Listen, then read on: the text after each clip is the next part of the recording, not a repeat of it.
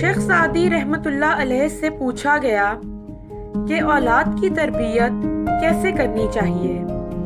انہوں نے فرمایا، جب بچے کی عمر 10 سال سے زیادہ ہو جائے تو اس کو نامحرموں اور ایروں غیروں میں نہ بیٹھنے دو۔ اگر تو چاہتا ہے کہ تیرا نام باقی رہے تو اولاد کو اچھے اخلاق کی تعلیم دے۔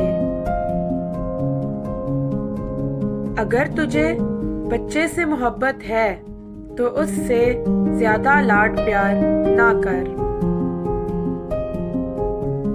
بچے کو استاد کا ادب سکھاؤ اور اس کو استاد کی سختی سہنے کی عادت ڈالو۔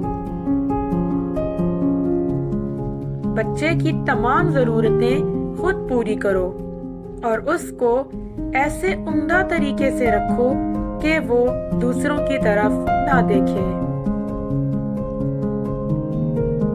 شروع میں پڑھاتے وقت بچے کی تعریف اور شاباش سے اس کی حوصلہ افزائی کر۔ بچے کو دستکاری ہنر سکھاؤ۔